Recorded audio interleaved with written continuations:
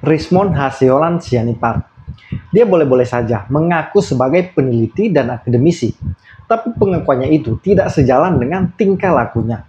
Dia lebih cocok kita sebut preman, karena dia tidak punya adab, tidak menunjukkan ciri-ciri seorang akademisi dan peneliti. Lihat saja saat berdialog atau berdebat, selalu arogan. Padahal seseorang yang berpendidikan tinggi harusnya makin santun dalam penyampaian dan berbobot dalam isi. Tapi Richmond ini serampangan dalam bernarasi dan berdebat. Itu juga mungkin dia terinformasi dipecat sebagai dosen, karena tidak punya kualitas dalam mengajar dan memberikan keteladanan. Apalagi diduga kuat dia tidak lulus S2 dan S3 dari Universitas Yamaguchi Jepang.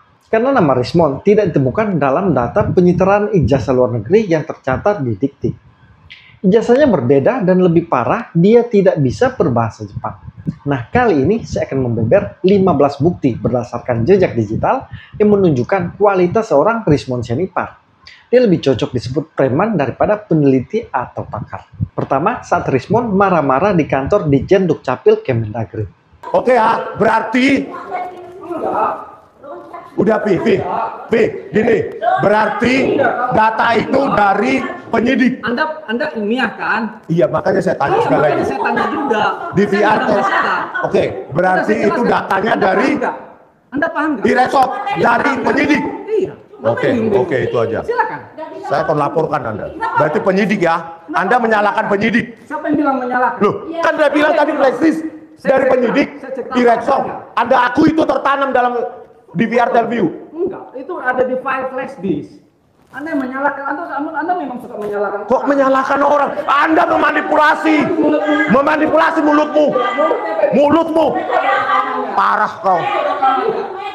Rekamannya menyebutkan Anda menyalahkan, itu nggak bagus. Kok nggak bagus loh? Iya, nggak bagus. Maksudmu apa nggak bagus? Iya, kan ilmiah. Saya jelaskan ilmiah. Iya, ilmiahnya mana kau pakai? Dekat kau. Itu juga saya buat, itu ilmiahnya. Ya kan? Bau. Iya, kan bahasanya. Loh, bukan. Ireksoft. Iya.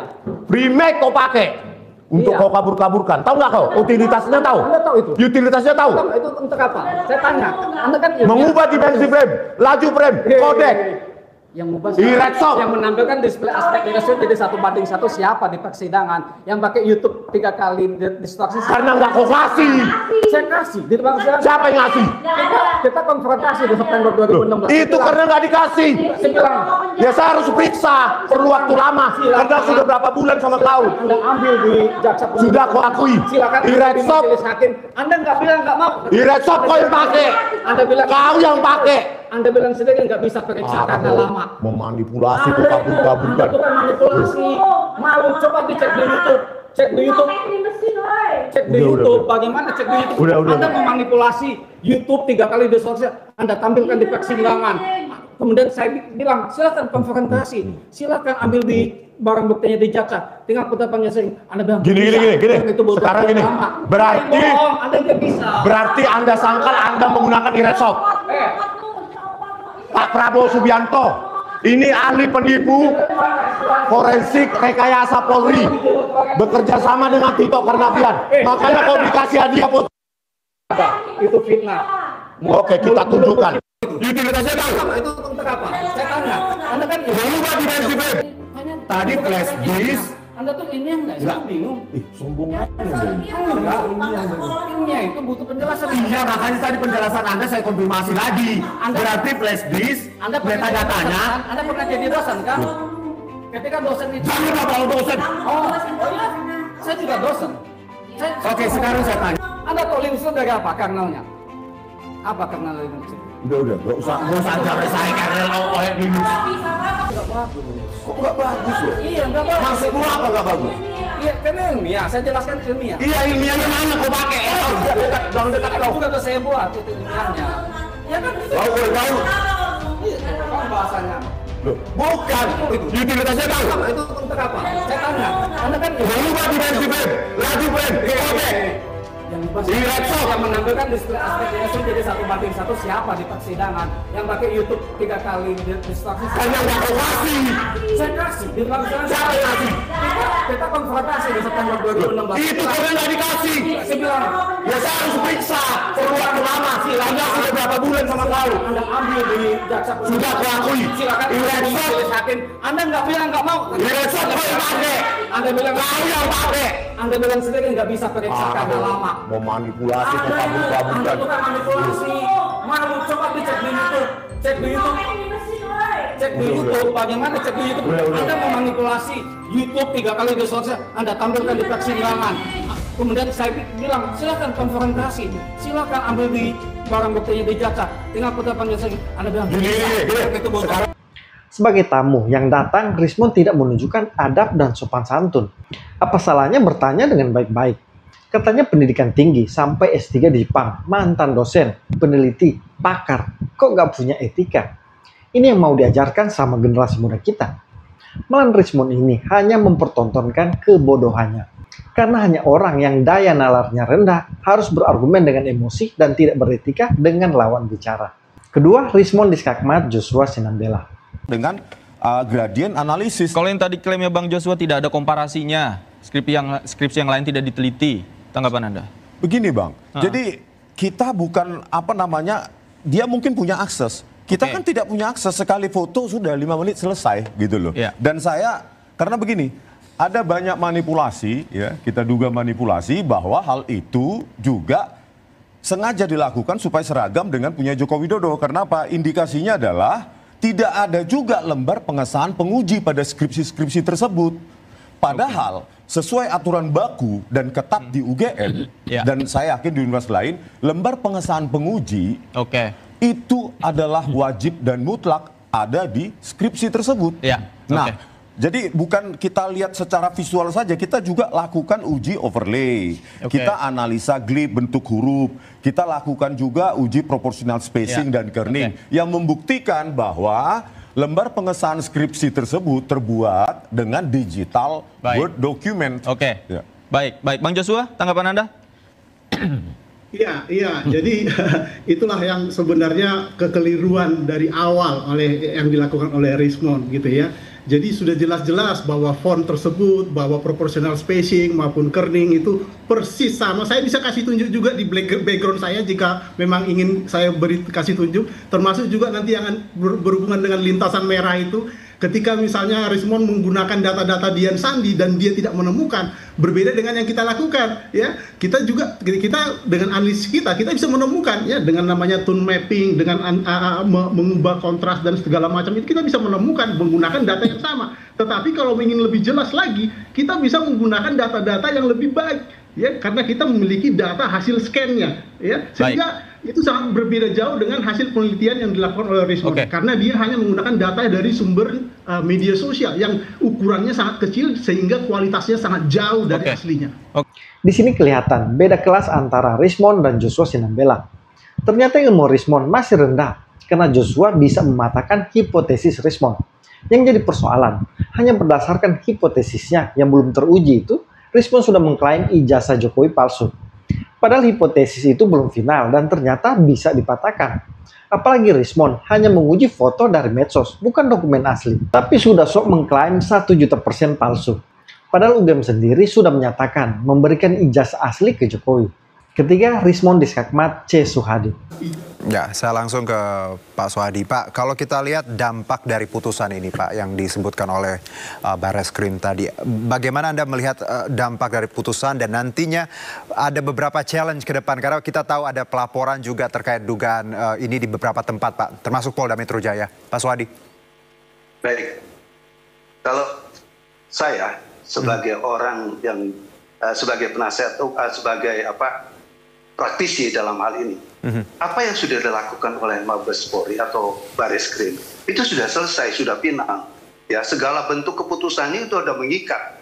Jadi nggak bisa diganggu gugat lagi sepanjang memang putusan itu nggak ada yang mengganggu gugat. Karena secara hukum Polri itu adalah lembaga negara kok yang diberikan kewenangan untuk melakukan hal-hal yang seperti ini, termasuk mengadakan menguji ke lab dan lain sebagainya, menguji yang lain-lain sebagainya, itu kewenangan dari Polri gitu ya. Jadi sekarang apa yang sudah dilakukan oleh Mabes Polri dalam hal ini Barreskrim itu sudah selesai, sudah nggak ada perlu lagi yang diperdebatkan menurut saya. Dan sekarang dengan keadaan yang seperti ini, di mana keadaan ijazah Pak Jokowi dinyatakan asli, berarti proses yang ada di Polda itu harus jalan. Ya, harus ditindaklanjuti dan semua orang harus tunduk kepada langkah-langkah hukum yang sudah dikerjakan oleh Polri. Jadi kalau kita masih merasa keberatan dan sebagainya, ini negara hukum, Bung. Jadi kalau kita mengatakan masih kurang ini, tadi sudah jelas kok yang apa diteliti oleh Mabes Polri dalam hal ini Barreskrim, itu jelas sekali kok yang diteliti itu apa. Ya, tulisan tangan, tinta, kertas, itu sudah dicek. Kalau Anda mengatakan masih belum ini, apapun yang dilakukan oleh Mabes Polri nggak akan pernah selesai. Makanya puncaknya apa yang sudah dikerjakan oleh Mabes Polri, ayo semua kita hormati kok. Ya, jadi kalau berbicara tentang harus begini, emangnya siapa? Pak Rismon ini siapa? Ya, lembaga negara kok diintervensi sampai sejauh ini gitu. Pak Suhadi, Anda siapa? Loh, saya warga negara. Ya, warga saya negara menghormati hukum dalam konteks ini gitu loh. Anda mengatakan saya siapa? Anda siapa? Loh, saya udah bilang tadi saya warga negara. Saya menghormati segala keputusan hukum yang sudah dilakukan oleh Barreskrim. Saya ya, membuktikan. jadi kalau Anda nggak puas dan lain sebagainya, bukan teriak-teriak, tapi ambil jalur hukum. Ya, tahu Anda? Ya. Ambil jalur hukum. Apa yang Anda tidak puas dalam konteks ini? Parameternya bukan lagi teriak-teriak, Anda bilang. Ya, hormati segala keputusan hukum itu. Jadi kalau orang seperti ini nanti, ini kapan negara ini bisa selesai, Pak? Oke. Baik. Giliran saya. Ya, Bang Rismon silakan. Ya, silakan. Iya, Barreskrim ya berhak untuk menguji. Tetapi ingat Pak Suhadi, ya, kebenaran ilmiah secara absolut tidak dimiliki oleh Barreskrim. Ya, hasil forensik letak absolutnya di mana? Coba saya mau tanya dulu. Sebentar, saya ngomong dulu. Absolutnya di mana? Kebenaran ilmiah. Tunggu dulu, saya ngomong dulu. Ya, kebenaran ilmiah harus bisa di-challenge orang lain. Kalau reliable, trustworthy, maka ya objek yang diteliti dan diuji harus siap dibandingkan dengan peneliti lain, laboratorium lain. Kasus Jessica Wongso, Barreskrim Polri memanipulasi barang bukti digital, pakai Rexo, pakai software gratisan, gitu loh. Dari kantor Otto Hasibuan itu apa saya, itu ide saya analisa. Barreskrim tidak punya kebenaran absolut terhadap ilmiah. Ingat itu Pak. Harus bisa di-challenge. Makanya harus kita uji di pengadilan. Baik. Gitu loh. Bang Rismon. Bukan selesai di sini. Berarti kalau memang seperti itu, kita nggak perlu lagi ngoceh-ngoceh di sini persoalannya. Kebenaran ilmiah. Ya. Anda tidak tahu yang di Polda, ya, langsung pengetahuan saya Anda tidak tahu. Oke. Bang Rismon. Anda bisa mengatur saya. Iya. Loh, saya nggak mengatur. Anda yang bilang, saya kurang ini, ada ini yang perlu ini. Polri sudah bekerja secara maksimal. Iya, Polri ya, dengan cara membandingkan ijazah yang ada, apalagi yang moral. Gitu loh. Oke. Kapoldanya Tito Karnavian. Baik. Bang Rismon. Iya. Itu saya buktikan ada di metadatanya. Oke. Gitu loh. Dari kebenaran absolut Bang terhadap ilmiah itu tidak mereka miliki, harus kita challenge di pengadilan. Baik. Dan apa yang mereka uji itu kan cuma sebatas keterangan. Saya belum lihat technical reportnya, laboratorium reportnya. Itu loh. Bukan selesai sampai di sini, kita challenge di pengadilan. Itu loh. Oke. Apa yang dikatakan Ceswadi ini betul. Tapi ketika Rismon sudah terpojok, dia suka mengalihkan ke kasus lain. Dia lagi-lagi menyalahkan penyidik Polri dengan mengungkit kasus Jessica Wongso. Padahal Mahkamah Agung sendiri sudah menolak PK kedua dari Jessica Wongso terkait kasus kopi sianida. Tapi Rismon tetap ngotot, merasa dia yang benar dan penyidik yang salah. Itu juga persis dalam kasus fitnah ijazah Jokowi ini. Dia tetap klaim dia yang benar. Jika penyidik berbeda dengan dia, maka dicaplah polisi berpihak, tidak netral dan lain-lain. Ini kan penyesatan. Keempat, Rismon dipermalukan soal ijazah dari Jepang. Bahwa Bang Rismon tidak pernah mendapat ijazah dari perguruan tinggi di Jepang. Bang Rismon juga tidak pernah memperlihatkan ini loh. Pernah di di lab saya langsung sama transkrip nilai juga kan. Ini parah. Terus ini, terus dua, S3 dalam bahasa Jepang. Itu juga nih.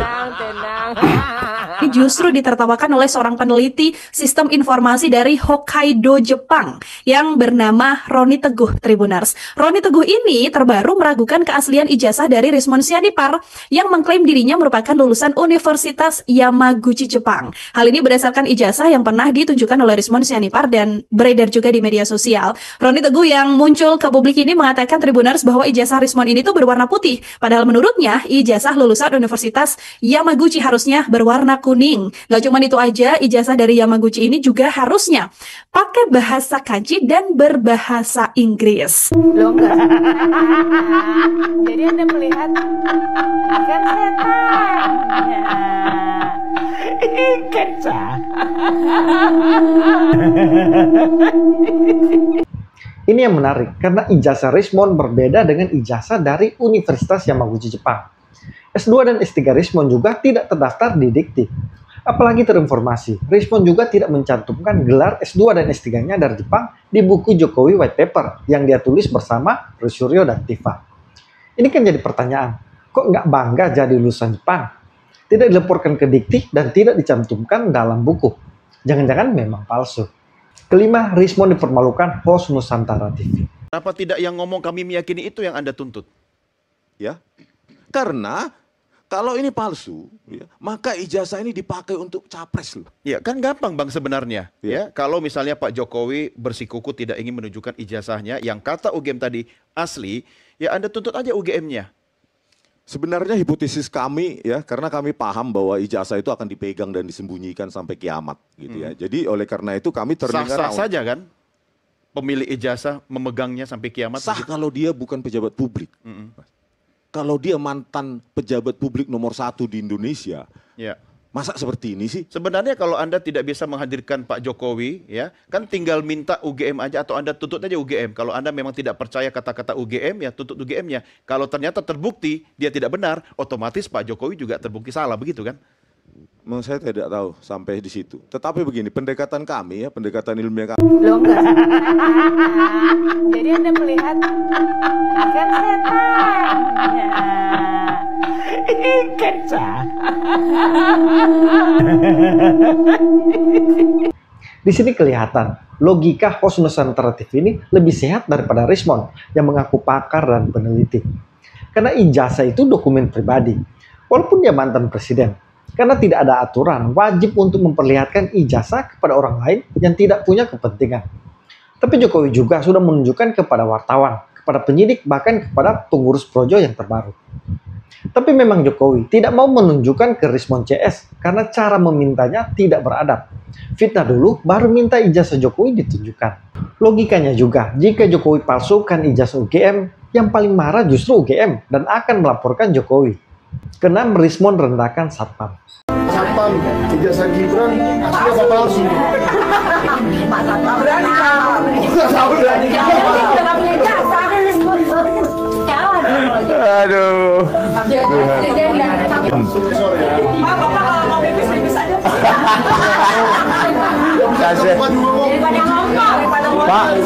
Nah, ini contoh orang yang tidak punya cerminan intelektual. Kami bekerja menjalankan SOP dan aturan hukum yang jelas. Kami melaksanakan tugas demi keamanan, bukan untuk dipandang rendah. Satpam adalah profesi resmi dengan hukum yang kuat, yang tertuang di Undang-Undang Nomor 2 Tahun 2002, menyebut Polri dapat dibantu dengan satuan pengamanan dalam tugas tertentu. Serta di Perpol Nomor 4 Tahun 2020 mengatur Pam Swakarsa, yaitu peran, fungsi, dan kewajiban Satpam. Dan di Pasal 27 Ayat 2 Undang-Undang 45 menegaskan setiap warga negara berhak atas pekerjaan dan penghidupan yang layak. Menghina profesi sama aja merendahkan hak konstitusional bersama warga negara. Kami menjalankan SOP seperti turjawali, pelayanan, dan pengamanan, serta humanis tapi juga tegas. Di balik seragam ini, ada ayah, ada ibu, ada suami, dan anak yang lagi berjuang. Satpam bekerja bukan hanya demi keamanan orang lain, tapi juga demi senyum keluarga yang menanti di rumah. Dan ingat, kalau kita datang ke perusahaan, kantor, atau bahkan ke rumah orang lain, pasti yang kita bawa itu apa? Etika dan adab. Karena semua itu punya aturan. Hormatilah tuan rumah dan hargai petugas yang lagi bekerja. Jadilah pribadi yang baik, jadilah pribadi yang punya intelektual yang baik, dan tetap jaga etika dan adab dimanapun kita berada. Rismond ini memang tidak beradab dan suka merendahkan orang lain. Ini contoh sederhana arogansi seorang Rismond Sianipar. Saya setuju dengan pernyataan Satpam itu. Ini contoh Rismond itu tidak punya cerminan intelektual. Padahal suka mengaku pakar, peneliti, dan akademisi. Tapi kok tidak ada adabnya? Herannya masih ada juga yang percaya omong kosong Rismond CS ini. Ketujuh, Joshua Sinambela bongkar bahwa Rismond ketakutan. Nah ini, Rismond kemarin minta di SP3 gitu kan. Sebenarnya dia sudah ketakutan, karena ini kan jalan terus nih. Ya. Ketika ini jalan terus, dia tersangka, langsung ditahan. Ya. 20 hari minimal baru persidangan, kalau misalnya P21 ya, nanti oleh kejaksaan. Nah artinya apa? Ya mereka ada ketakutan. Di awal, dia kan jangan cabut laporannya segala macam. Kita berada di pengadilan, gengsi aja sama lingkungannya dia gitu. Betul. Ya, seolah-olah nanti dia nggak mensupport yang lainnya dan seterusnya gitu ya. Ada kekuatan-kekuatan seperti itu sebenarnya. Itu pasti kelihatan sebenarnya. Ketika menantang saya pun sebenarnya dia nggak berani sebenarnya. Gitu. Sudah terlihat sekali. Kita tahu rahasianya semua gitu kan. Kita tahu apa yang dilakukan itu abal-abal gitu ya. Jadi kalau misalnya bersehadapan dengan kita, nggak mungkin lah dia mempunyai dia nggak punya data sama sekali. Saya setuju dengan Joshua. Rismond CS memang sekarang sedang ketakutan. Itu kelihatan dengan mereka makin gelisah kesana kemari mencari bukti. Padahal katanya sudah yakin 1.000.000% palsu. Awalnya juga sok tantang Jokowi untuk dilaporkan ke polisi. Giliran dilaporkan beneran, mereka mengaku dikriminalisasi. Kedelapan, Rismond Diskakmat Pitra Romadoni. Enggak, begini. Enggak. Makanya kamu baca biar tahu. Baca nggak ada. Mana? Coba. Nggak ada, saya baca. Di sini konteksnya tahu nggak yang lapor apa? Ada pasalnya apa? Ijazah asli. Pasalnya tahu nggak apa? Ijazah SD, SMP, SMA. Pelapornya tahu nggak siapa namanya? Nah itu. Jadi bingung sendiri gitu loh. Bukan. Ada nggak? Pertanyaan saya pelapornya di sini siapa? Lah, ini dua-dua beda. Menyimpulkan tapi nggak tahu sendiri perkaranya. Ijazahnya sih. Itu loh. Dihadirkan tidak. Ini sudah berkekuatan hukum tetap gitu loh. Saya mengakhiri. Closing statement saya bukan itu. Iya, oke. Jadi begini, ya saudara sebangsa dan setanah air yang cinta pada Indonesia, bukan berarti karena kita challenge Mabes Polri terus kita tidak sayang pada negara ini. Bukan, kita mempercerdaskan publik dengan sains kok. Jangan diancam-ancam lah bahwa peneliti nggak punya hak untuk meneliti ini. Siapa Anda? Memangnya peneliti perlu otoritas kepolisian untuk mana yang perlu kita teliti? Jangan ancam-ancam. Ya, pengacara itu jangan suka mengancam. Rismond ini memang tidak bisa dipercaya kata-katanya. Dia tidak baca, tapi mengaku dibaca. Ditanya siapa pelapor, tidak tahu. Perkaranya tidak tahu, tapi ngaku membaca. Selalu juga mengklaim peneliti, tapi SOP peneliti tidak paham. Mau meneliti ijazah seseorang, SOP-nya harus izin dulu ke orangnya. Terus harus dipastikan dulu, bukti kemudian rilis. Tapi dikembalikan, fitnah dulu ijazah palsu, baru kemudian buktinya dicari di kemudian hari. Kesembilan, Rismond Diskakmat Prof. Hermawan Sulistyo. Software bawaan di VRTelview, bohong, hancur. Berani nggak? Saya tantang Profesor Mahfud. Di mana fairness-nya kepolisian? Sudah memang sangat bobrok. Kalau bisa saya didengar Pak Prabowo Subianto, bubarkan Pak. Dan jangan ada lagi pangkat-pangkat jenderal untuk kepolisian. Sombong. Jangan pakai jenderal-jenderal. Sombong mereka. Jadi gini Bang. Jadi gini Bang. Saya sangat menghormati forum-forum akademik seperti ini.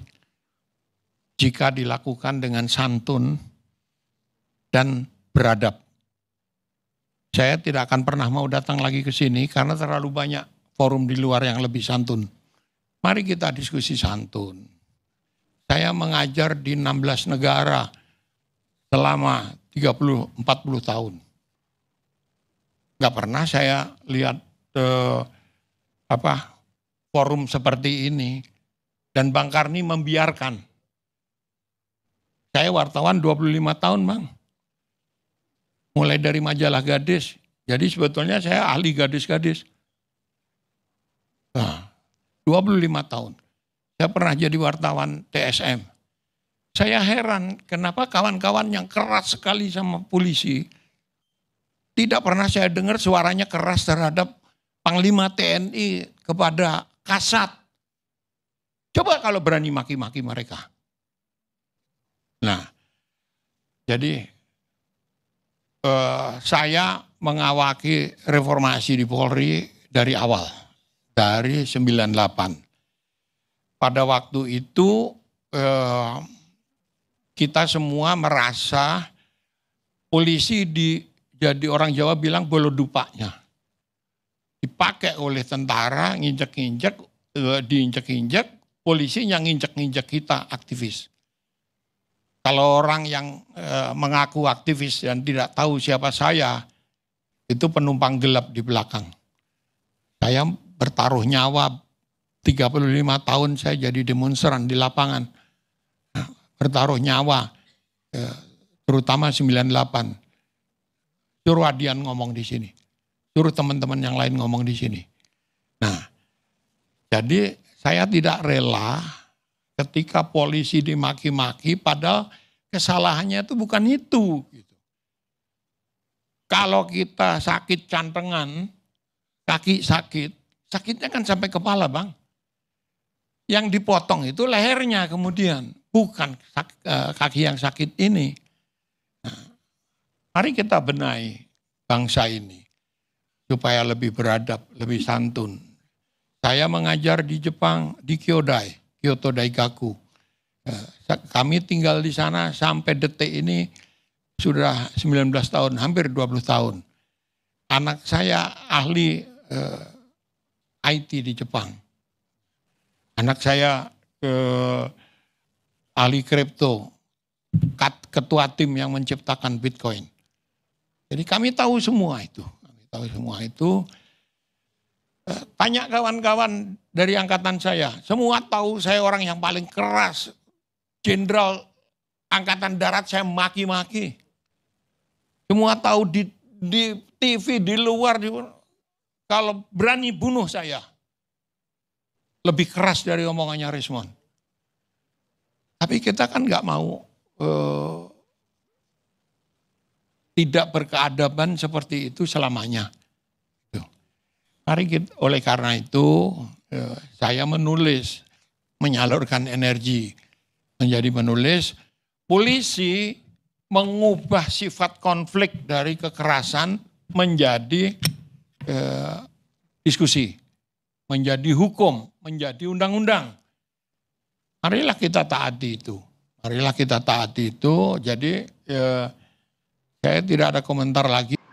Lagi-lagi ini bukti sombong dan arogansinya seorang Rismon Sianipar.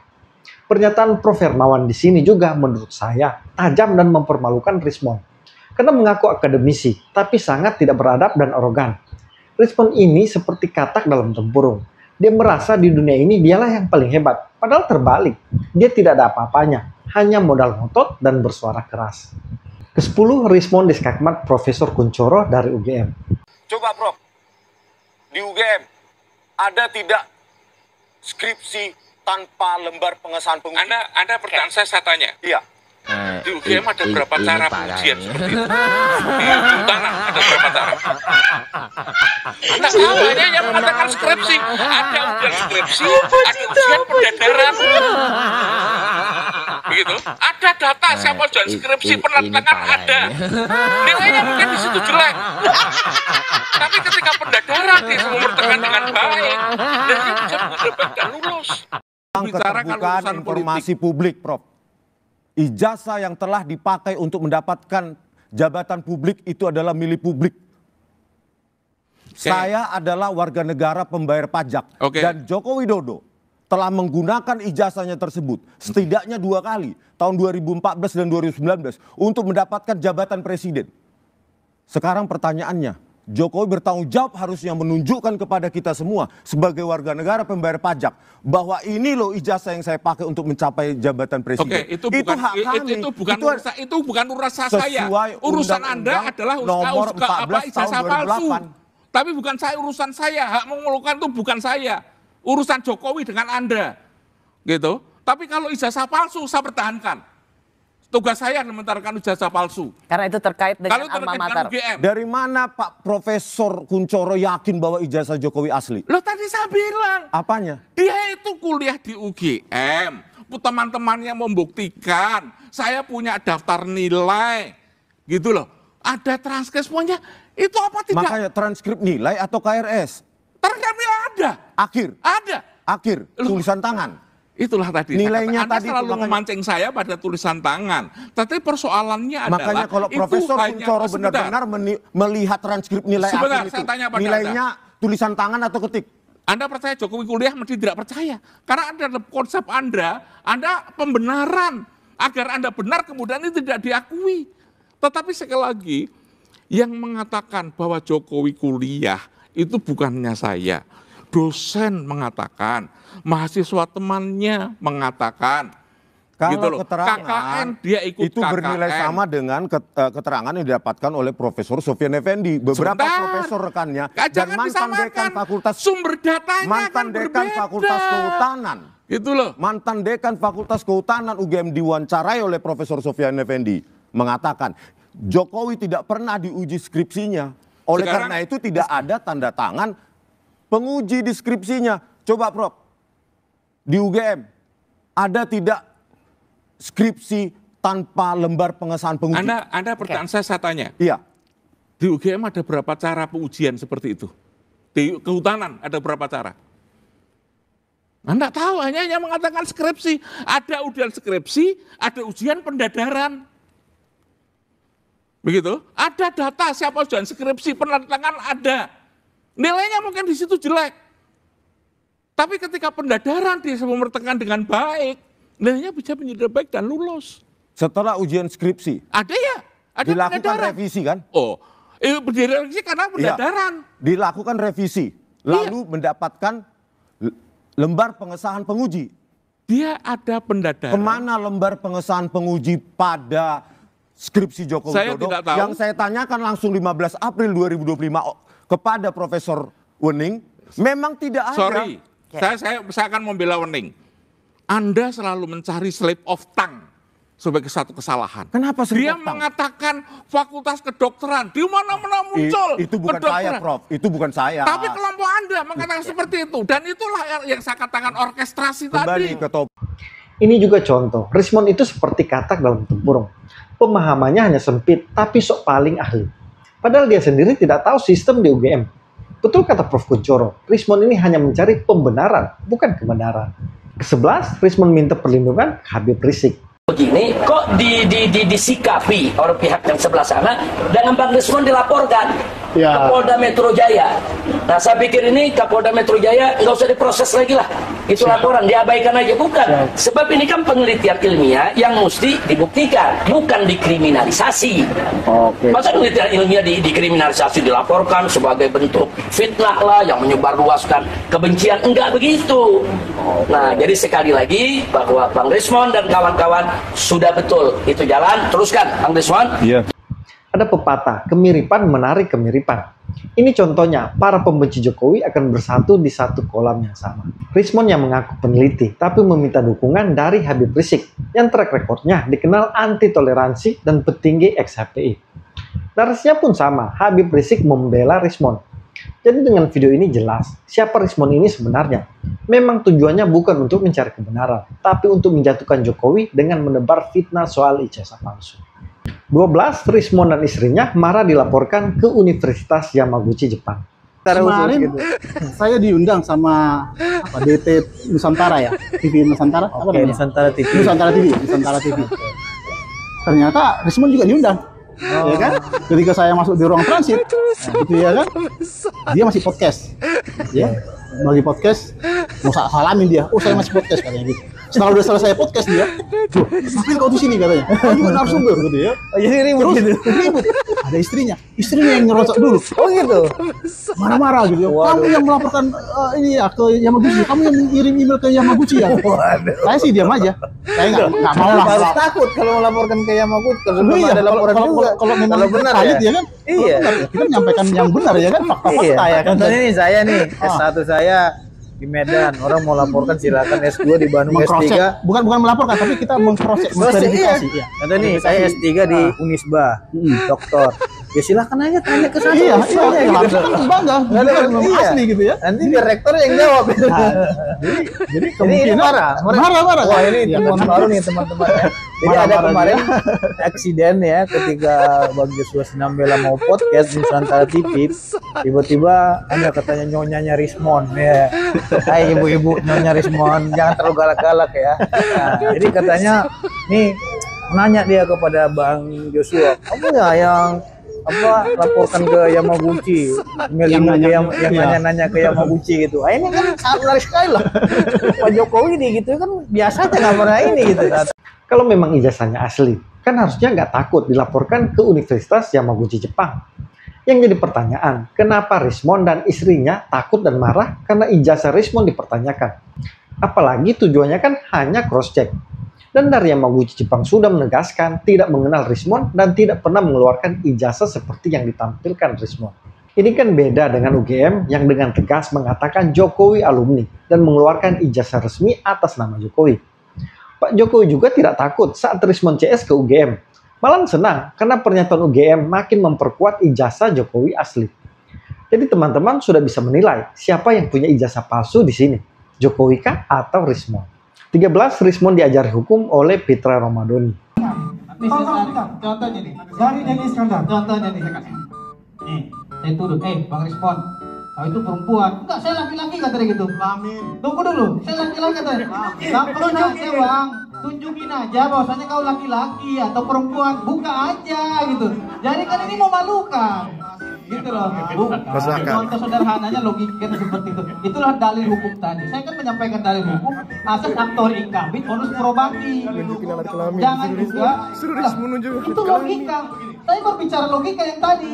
Bung Rismon, ya. Sederhana saja. Karena kan ini, Pak, tunjukin aja Pak Jokowi. Jasanya kan gampang. Tunjukin gitu. Terima kasih Bung Pitra. Tadi aja. Ini logika hukum yang dijelaskan Pitra Romadoni, bahwa menuduh ijazah palsu itu yang harus membuktikan, bukan Jokowi yang diminta membuktikan. Karena yang melakukan fitnah itu Rismon CS. Jadi kuar-kuar Rismon CS yang meminta Jokowi tunjukkan ijazahnya itu jelas keliru dan penyesatan hukum. 14. Rismon tidak bisa bahasa Jepang. Bung Andi Azwan, silakan. Terima kasih Bang Iman. Rismon-san konbanwa. Genki desu ka? Genki ka? Nihongo wakarimasu ka? Bahasa Jepang. Wakaranai yo. Ya. Bisa nggak Rismon bahasa Jepang nih, udah ngomong bahasa Jepang. Ayo. Ayo Mon. Ayo, jawab Mon, bahasa Jepang. Fuck you desu yo. Ya. Tolong ditampilkan. Ini salah satu buktinya Rismon tidak berkuliah benar di Jepang. Karena katanya lulusan S2 dan S3 Jepang. Tapi diajak berbahasa Jepang tidak bisa. Ini kan aneh. Padahal banyak TKI di Jepang bisa fasih berbahasa Jepang. Padahal hanya 2-3 tahun kerja di sana. Masakan Rismon yang mengaku S3 Jepang kalah sama TKI yang rata-rata hanya lulusan SMA. 15. Rismon di Skakmat Sekjen Peradi Bersatu Adik Darmawan.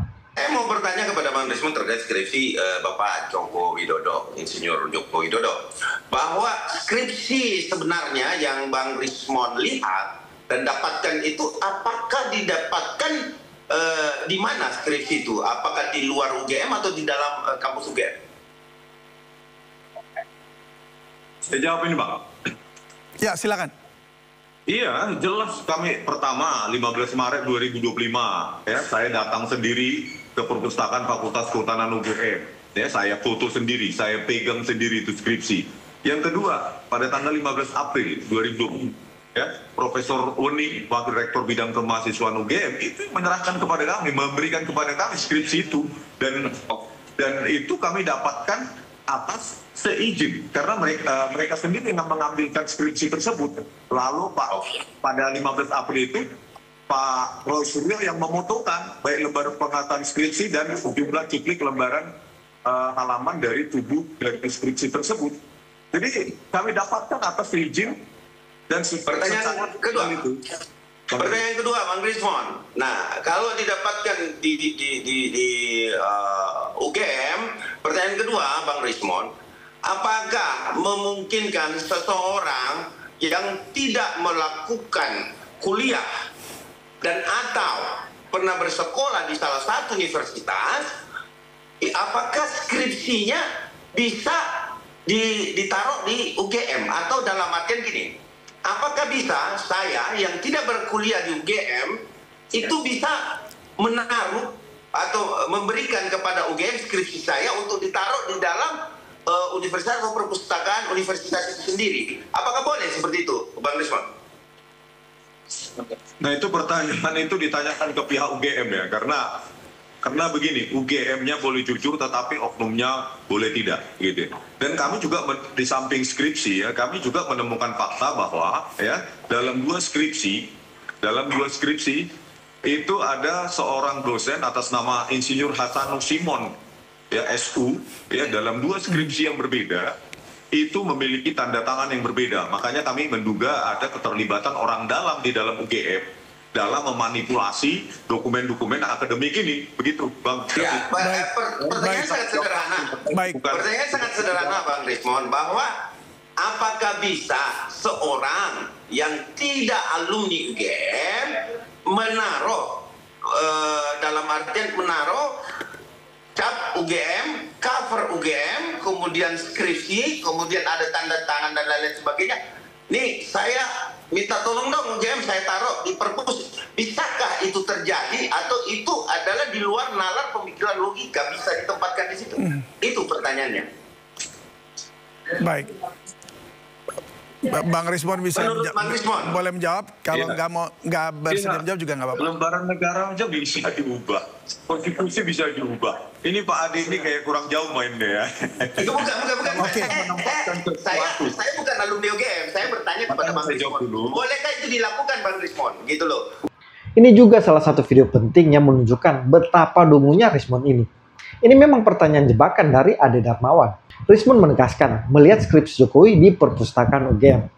Nah, logikanya kan jika UGM menempatkan skripsi Jokowi di perpustakaannya, berarti dengan secara tidak langsung UGM mengakui Jokowi alumninya yang sudah tuntas menyelesaikan skripsi dan mendapatkan ijazah. Di sini jelas menunjukkan Rismon ini memang bukan mencari kebenaran, tapi hanya pembenaran. Itulah 15 bukti jejak digital yang membeberkan arogansi dan kedunguan seorang Rismon Sianipar. Dia tidak layak kita sebut peneliti atau akademisi. Karena kalau benar dia akademisi, seharusnya dia terus berkarir sebagai dosen. Kenyataannya kan tidak. Sekarang Rismon ini seperti Roy Suryo, hanya pengangguran yang sok mengaku peneliti dan akademisi. Rismon ini lebih tepat kita sebut preman kalau melihat gayanya bernarasi dan menyerang lawan bicara. Dalam diri Rismon tidak sedikit pun menunjukkan adab dan kecerdasan seorang ilmuwan. Jadi kepada teman-teman, tolong sebarkan narasi-narasi seperti ini sebagai bentuk perlawanan kita kepada narasi sesat yang dimainkan Rismon CS. Karena Rismon CS ini tidak pernah kendor menebarkan narasi sesat. Jadi kita juga tidak boleh kendor. Karena narasi hanya bisa kita lawan dengan narasi. Salam kontra narasi.